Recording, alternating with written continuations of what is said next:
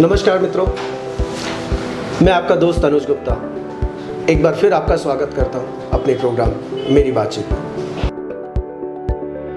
मेरी बातचीत में हम एक नई श्रृंखला लेके आए हैं, आओ स्कूल चले हम। और आज हमारे साथ हैं अखिलेश चतुर्वेदी जी।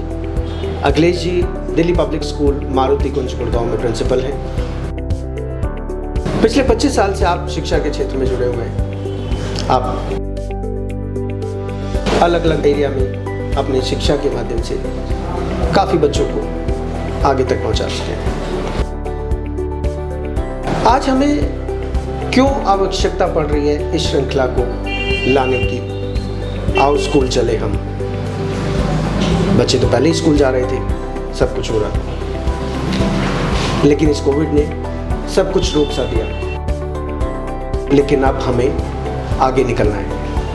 वैक्सीन आ चुकी है और भारत ने इसमें बहुत तरक्की की है। देश में नहीं, विदेशों में भी भारत से बनी हुई वैक्सीन पहुंचाई जाएगी।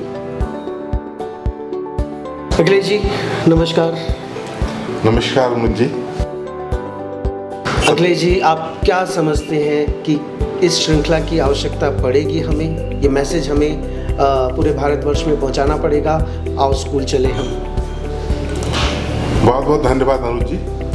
सबसे पहले तो मैं आपका शुक्रिया अदा करना चाहता हूँ कि आपने अपने इस प्रोग्राम के माध्यम से मुझे ये बहुत बड़ी अपॉर्चुनिटी दी, जिससे मैं अपने विचार एक बड़ी ऑडियंस तक पहुँचा सकता हूँ। आओ स्कूल चलें, एक बहुत अच्छा आपने जो प्रोग्राम स्टार्ट किया है। हम लोग पिछले 8 महीने से ऑनलाइन एजुकेशन में बिजी हैं। हमारे सारे टीचर्स और सारे बच्चे अब ऑनलाइन एजुकेशन से बोर हो चुके हैं। हमारे पास कोई जरिया नहीं था, मजबूरी थी, क्योंकि हमें बच्चों को उनके सब्जेक्ट से जोड़े रखना था। तो इसलिए एक ऑनलाइन एजुकेशन मीडियम रहा।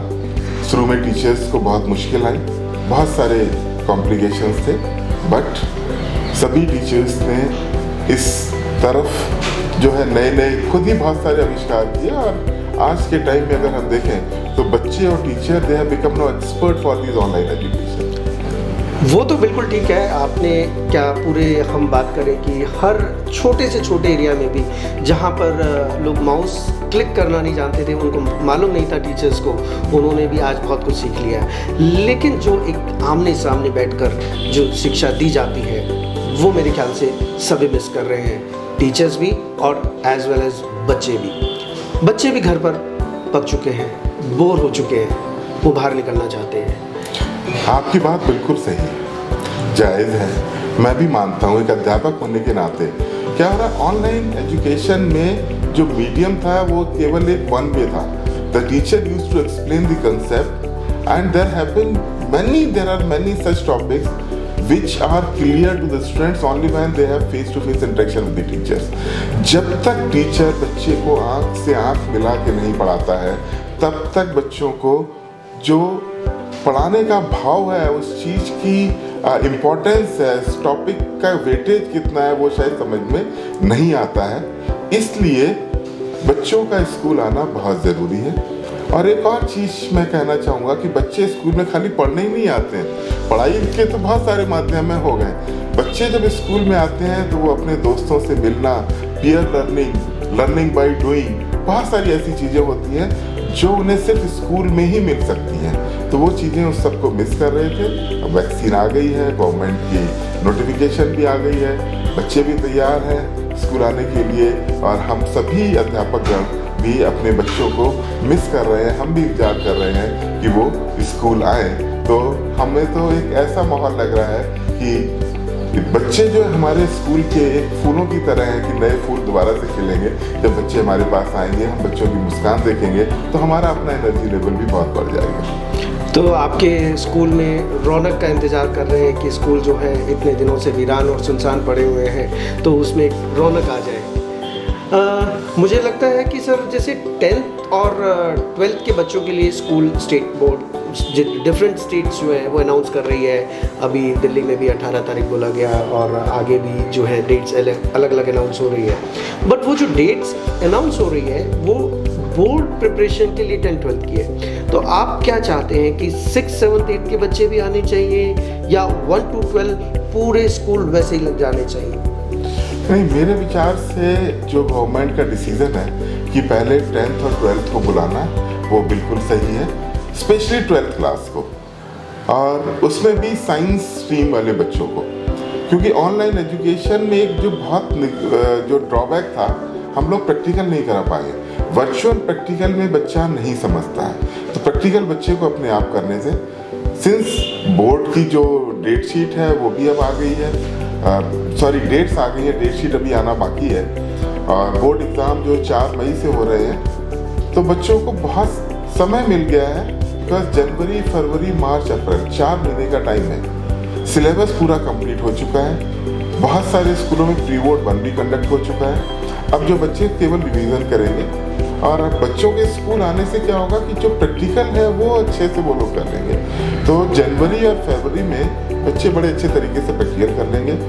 प्रैक्टिकल क्लासेस के साथ साथ उनकी डाउट क्लासेस भी अरेंज की जा सकती, तो जिन टॉपिक्स में बच्चों को लगता है कि डाउट रहा है, या कुछ ऐसे टॉपिक्स हैं जिनका एग्ज़ाम में वेटेज ज़्यादा है, या कुछ ऐसे टॉपिक्स हैं जो competitive exam point of view से भी बहुत इंपॉर्टेंट है, तो उसमें जो बच्चा 1-to-1 टीचर से काफ़ी कुछ ज़्यादा सीख सकता है, बिकॉज ऑनलाइन एजुकेशन में लिमिटेशंस हैं, timings and everything, because one way communication में बच्चा कितना समझ रहा है वो कई बार हमें नहीं पता चलता है। तो 12th क्लास पहले आ जाए, 12th क्लास को हम लोग अच्छे से कवर अप कर लें।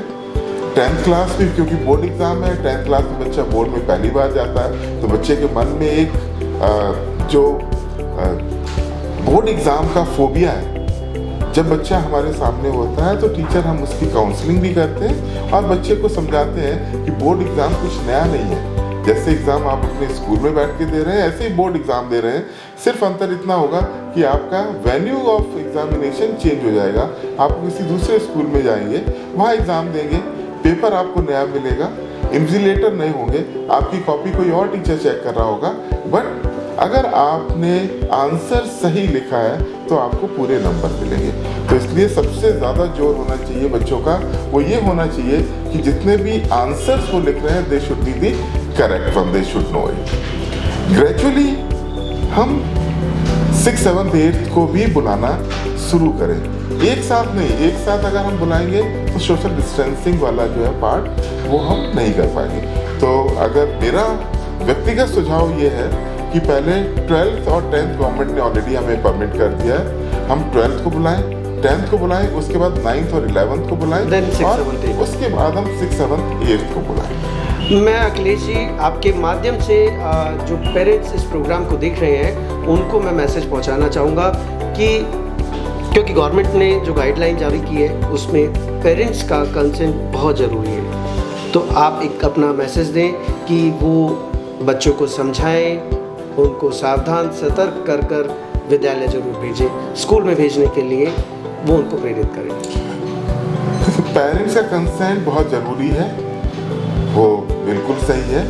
इसके अलावा मेरी पेरेंट्स को एक सजेशन भी है और एक रिक्वेस्ट भी है पेरेंट्स से कि बच्चे बच्चे होते हैं, वैक्सीन आ गई तो कोविड ख़त्म नहीं हो गया, या बच्चा अगर आपने कोरोना टेस्ट भी निकलवा लिया और बच्चे का कोरोना टेस्ट नेगेटिव है, बट वो जब कहीं क्राउड में जा रहा है तो पॉसिबिलिटी है कि कहीं ना कहीं से इन्फेक्शन वो कैच कर सकता है। तो जो कोविड गाइडलाइंस हैं जो गवर्नमेंट ने दी हैं, वो आप बच्चों को ये भी काउंसिल करें कि हर जगह सोशल डिस्टेंसिंग बनाए रखें, फेस मास्क पहने रहे, जनरल हाइजीन का ध्यान रखें, बार बार हाथ धोएं, और हर बच्चा एक पर्सनल सैनिटाइजर जरूर अपनी पॉकेट में रखे, वो जो उसके खुद के यूज़ के लिए हो, ताकि बार बार हैंड सैनिटाइज करता रहे, जिससे किसी भी तरीके का कोविड का खतरा उसको ना हो। मेरे हिसाब से वैसे बच्चों को कोविड का खतरा वैसे ही बहुत कम है, क्योंकि उनकी इम्यूनिटी अच्छी होती है as compare to the adults, but फिर भी ध्यान रखना बहुत ज़रूरी है। और पेरेंट्स बच्चों को जरूर ये समझाएं कि जिस तरीके से बच्चे आप घर में ध्यान रख रहे हो जितनी सारी कोविड गाइडलाइंस का, उस तरीके से स्कूल में भी वो ध्यान रखें, ना कि वो टीचर्स के इंस्ट्रक्शन का वेट करें कि फेस मास्क लगाओ, हाथ धो and all this kind of things. नहीं, ये मैं भी अपने प्रोग्राम के माध्यम से उन पेरेंट्स को बोलना चाहूँगा। साथ ही सभी स्कूल्स को मैं एक मैसेज देना चाहूँगा, जितने भी प्रिंसिपल्स या जो स्कूल से जुड़े हुए लोग प्रोग्राम को देख रहे हैं, कि अपने स्कूल को अच्छे से हाइजीन करें, पूरा प्रॉपर वे में रखें, सोशल डिस्टेंसिंग मेंटेन करें, क्लास में डिस्टेंस जो गाइडलाइन गवर्नमेंट ने जारी की है अपनी अपनी स्टेट के लिए, उसी तरह से बच्चों को बुलाएं और क्लासेस लगवाएं। मेरे ख्याल से 2 शिफ्ट में क्लासेस चलेंगी, कुछ जगह तो 2 शिफ्ट में क्लासेस चलनी चाहिए। स्कूल को भी वही ध्यान रखना चाहिए, पेरेंट्स को भी ध्यान रखना है, और बच्चे जितने स्कूल अटेंड करेंगे उनको भी पूरी गाइडलाइन के साथ स्कूल अटेंड करना चाहिए। लेकिन स्कूल अटेंड करना अब बहुत ज़रूरी है। घर पर ऑनलाइन एजुकेशन में जो कमियां रह गई है उसको पूरा कर सकें और बोर्ड की तैयारी अच्छे से करें और अच्छे नंबर लाकर हम अगली कक्षा में प्रवेश कर सकें। बहुत बहुत धन्यवाद अखिलेश जी, आपने जो अपना कीमती समय दिया आज, और हमारी मुलाकात फेस टू फेस भी हो गई, वरना फ़ोन पर या ऑनलाइन ही हम लोग मिलते थे, तो बहुत अच्छा लगा। धन्यवाद आपका। और इसी श्रृंखला में हम आपसे मिलते रहेंगे और हम प्रेरित करते रहेंगे सभी को कि स्कूल चले हम, आओ स्कूल चले हम।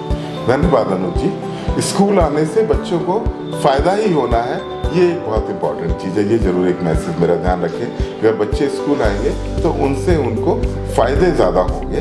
तो ये पेरेंट्स अगर इस चीज़ को समझेंगे तो मेरे हिसाब से वो बच्चों को ज़रूर स्कूल भेजेंगे। Thank you Anuj ji, thank you so much. Thank you. आओ स्कूल चले हम, बहुत जल्दी मिलते हैं फिर से।